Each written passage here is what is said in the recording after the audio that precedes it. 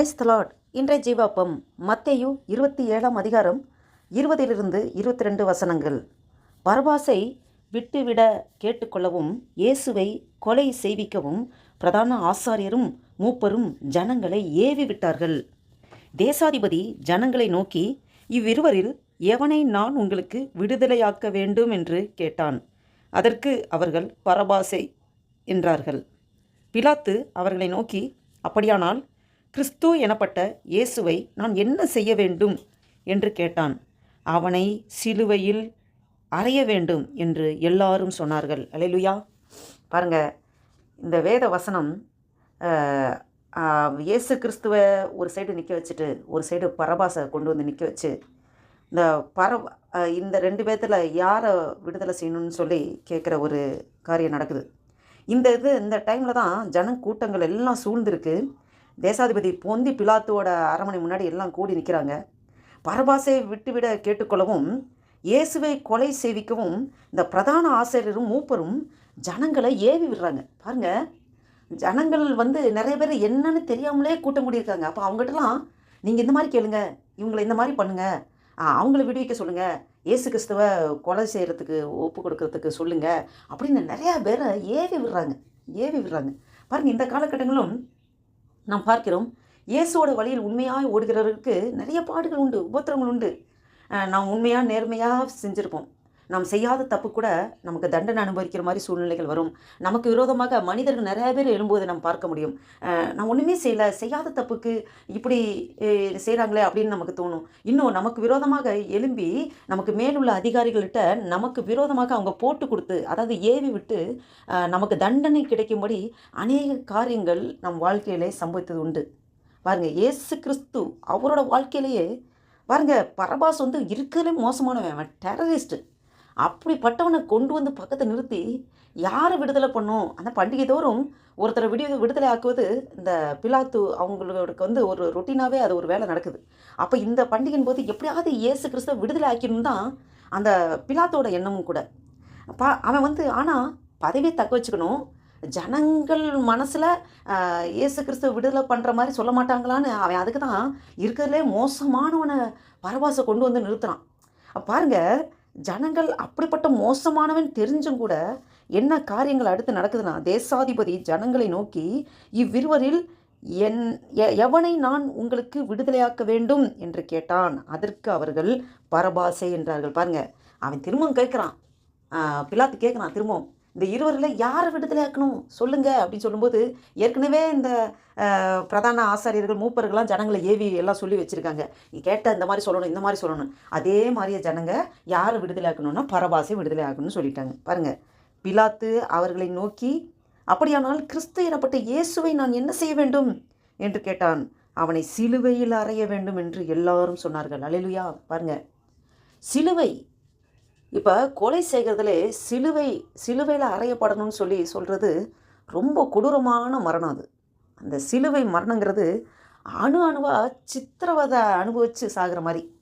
பாருங்கள், அந்த சிலுவை மரணத்துக்காக தான் ஆண்டவர் இயேசு கிறிஸ்து அவர் இந்த பூமியிலே பிறக்கிறது கூட அந்த சிலுவை மரணம் ரோமர்களால் அது ஒரு சட்டமாக இயற்றப்படுறதுக்காக அதுக்காகவும் காத்திருந்தார். காலம் நிறைவேறின போது நாம் படிக்கிறோம், நாம் கலாத்தியர்லையும் பார்க்குறோம், காலம் நிறைவேறின போது ஆண்டவர் இயேசு கிறிஸ்து இந்த பூமியில் வார்த்தையாக தேவன் மனு உருவம் எடுத்து பிறக்கிறார்.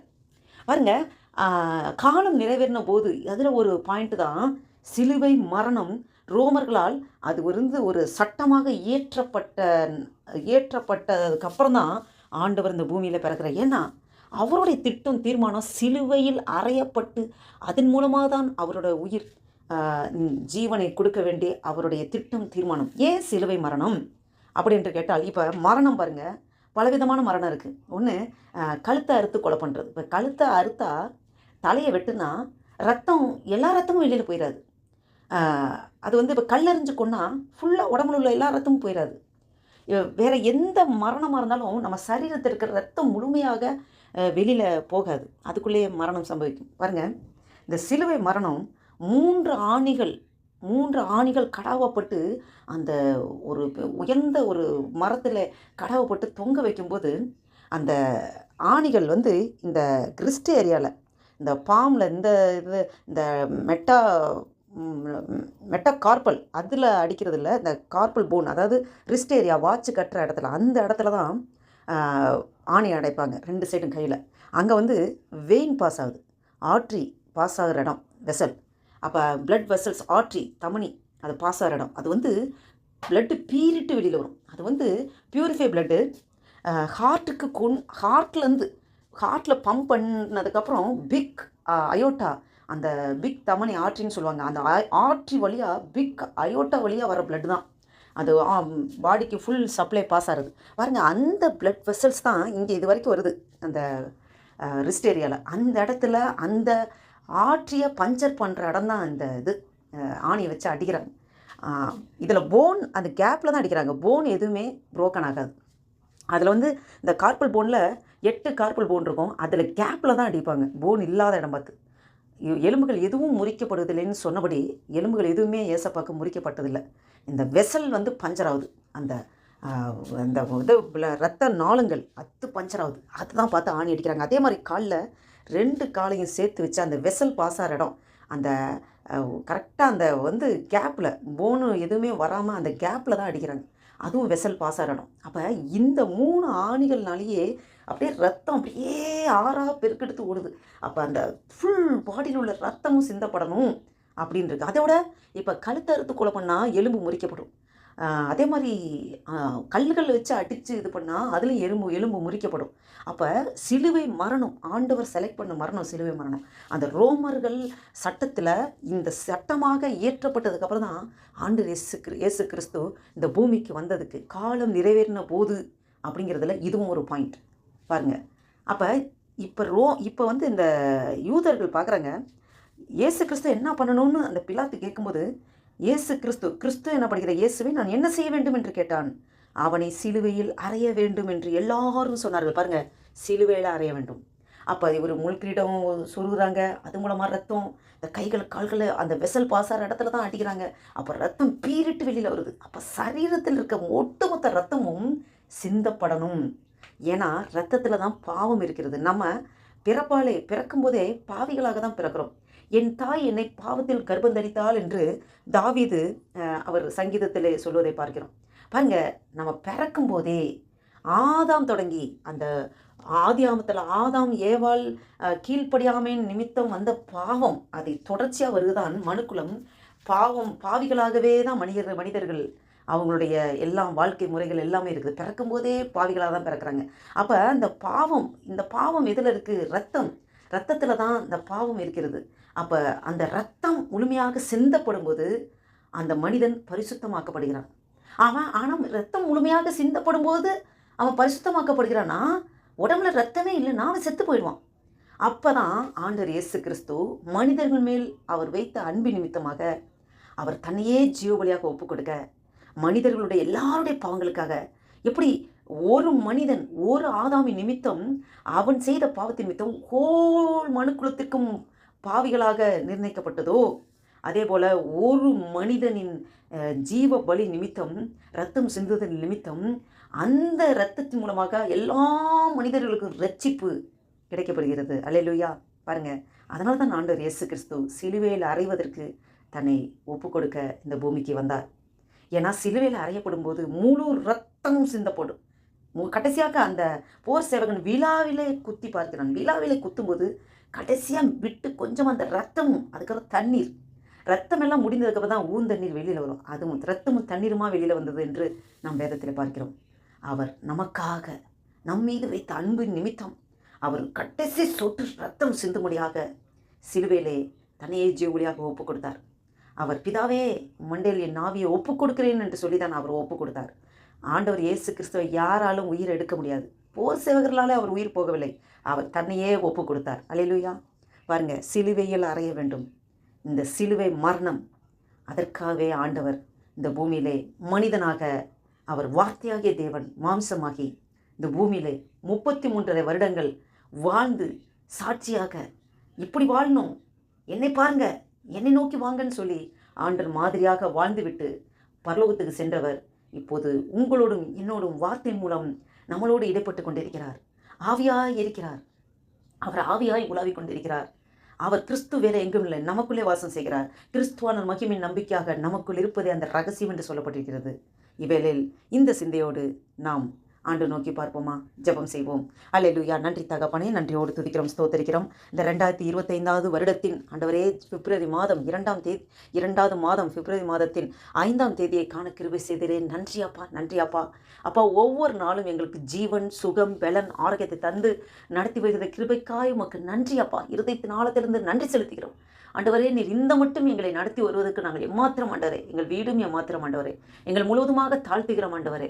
எங்களை பெருமை பாராட்டி சொல்வதற்கு ஒரு காரியம் இல்லை ஆண்டவரே.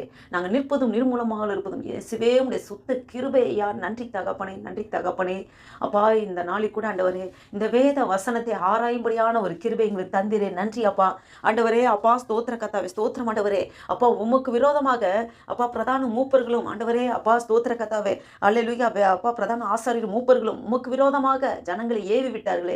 இந்த காலகட்டங்களில் எங்களுக்கும் ஆண்டவரே இதே மாதிரி பாடுகள் ஆண்டவரே, எங்களுக்கு விரோதமாக வேலை ஸ்தலத்திலும் ஆண்டவரே, குடும்பத்திலும் சரி, அப்போ உறவு முறைகளும் சரி, அப்போ அறிமுகம் உள்ளவங்க அறிமுகம் இல்லாதவங்க எல்லார் மூலமாகவும் ஆண்டவரே எங்களுக்கு விரோதமாக எழும்புகிறவர்கள் அநேகராக இருக்கிறார்கள் ஆண்டவரே. அப்பா, எங்களுடைய பார்வை எப்போது உண்மையே நோக்கி பார்க்க அப்பா ஆண்டவரே, லக்கை நோக்கி இந்த ஓட்ட பந்தயம், இந்த வாழ்க்கைங்கிற ஓட்ட பந்தயத்திலே நாங்கள் ஆண்டவரே பொறுமையாக ஓடி ஜீவ கிரீடத்தை பெற்றுக்கொள்ள ஆண்டவரே அப்பா ஸ்தோத்திரக்கத்தவை கிறிஸ்துவே, நீர் எங்களுக்காக ஜீவ கிரீடத்தை வைத்துக் கொண்டு நிற்கிறீர் ஆண்டவரே. அப்பா, எங்களுடைய கண்கள் எப்போது உண்மையே பார்த்து அந்த ஜீவ கிரீடத்தை பெற்றுக்கொள்வதற்கு பொறுமையோடு ஆண்டவரே வலதுபுறம் இடதுபுறம் சாயாதபடி எங்களுக்கு நியமிக்கப்பட்ட ஓட்டத்திலே பொறுமையோடு ஓடி ஆண்டவரே உண்மை ஆண்டவரே அப்பா ஆண்டவரே உம்மண்டில் கிட்டி சேருவதற்கு கிருபை தாங்கப்பா, பலன் தாங்கப்பா ஆண்டவரே. எங்களுடைய சுய முயற்சி எல்லாம் அற்ப பிரயோஜனம் உள்ளது ஆண்டவரே. நீங்க எங்களை நடத்துங்கப்பா, ஸ்தோத்திரம் ஆண்டவரே. எஸ்அப்பா, நீர் ஆண்டவரே வார்த்தையாகிய தேவன் இந்த பூமியிலே ஆண்டவரே, நீர் ஆண்டவரே மனுக்குலத்தில் இந்த எல்லாருடைய பாவங்களுக்காக நீர் உண்மையே ஜீவொலியாக ஒப்புக் கொடுக்க வேண்டும் என்று இந்த சிலுவை மரணத்துக்காகவே நீர் வந்தீர் ஆண்டவரே. அப்பா, சிலுவையில் அறைய வேண்டும் என்று இந்த யூத மக்கள் சொன்னது ஆண்டவரே, அவங்க வாயில வார்த்தைகளை நீர் வைத்திருக்கிற ஆண்டவரே.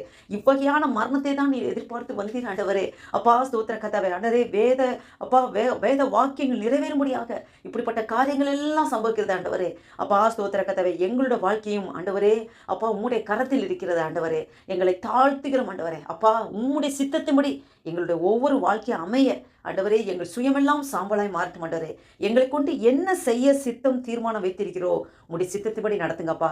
நீர் எப்படி ஆண்டவரே பிதாவின் சித்தத்தை நிறைவேற்றுவதற்கு இந்த பூமியில வந்து அப்பா பிதா சொன்னபடி அதுக்கு மாறாக எதுவும் செய்யாதபடி நீர் ஆண்டவரே பிதா சொன்னபடியே நீ நடந்து கொண்டீர். அதுபோல ஆண்டவரே, நாங்கள் ஒவ்வொரு இந்த வீடியோவை கேட்டுக்கொண்டிருக்க பார்த்து கொண்டிருக்க ஒவ்வொருவரோடும் அடிமையோடும் ஆவியானவர் நீர் இடைப்பட்டு கொண்டிருக்கிறேன் ஆண்டவரே.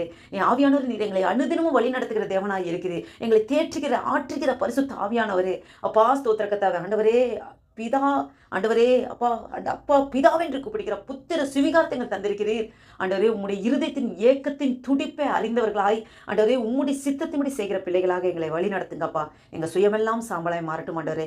சுயத்தில் எந்த ஒரு காரியமும் நாங்கள் எடுக்காதபடி ஆண்டவரே, எங்களை கொண்டு நீர் என்ன செய்ய தீர்மானம் வைத்திருக்கிறோம் உம்முடைய சித்தத்தைப்படி நடத்துங்க. எங்களையே அர்ப்பணிக்கிறோம், ஒப்புக் கொடுக்கிறோம், தாழ்த்துகிறோம். உமக்கே துதி கனமகிமெல்லாம் செலுத்துகிறோம். நன்றி தகப்பனே. ஆண்டவரே, இந்த புதிய நாளில் ஆண்டவரே உம்முடைய புதிய கிருபை பெற்றுக்கொண்டு உமக்கென்று சாட்சியை ஓட உழைக்க ஆண்டவரே கிருபை தாங்கப்பா. இந்த நாளைக்கு விரோதமாக செயல்படுகிற அல்லேலூயா எல்லா சத்துருவின் கிரிகளை நசனாகிய இயேசு கிறிஸ்துவின் பலவீன நாமத்தினாலே கட்டிந்து துரத்துகிறேன். அப்பாலேப்பா சாதனை தரப்பா. சமாதான தேவன், மெய் சமாதானத்தை எங்களுக்கு தருகிற தேவனே. உலகம் கொடுக்க முடியாத சமாதானம் உம்மண்டில் மாத்திரமே கிடைக்கும் ஆண்டவரே. அதை நாங்கள் அனுபவித்து ருசித்தவர்களாக இந்த நாளில் துவக்கு முதல் ஆண்டவரே அப்பா ஒவ்வொரு மணி நேரமும் நொடி பொழுதும் ஆண்டவரே நீங்க ஆட்கொண்டு நடத்துங்கப்பா. உங்களுடைய கருத்திலே எங்களை தாழ்த்தி ஒப்புக் கொடுக்கிறோம், அர்ப்பணிக்கிறோம். உங்களுடைய நாம மாத்திரம் மகிமைப்படட்டும். இயேசு கிறிஸ்து நாமத்தினாலே ஜெபிக்கிறோம் ஜீவனுள்ள நல்ல பிதாவே. ஆமேன், ஆமேன்.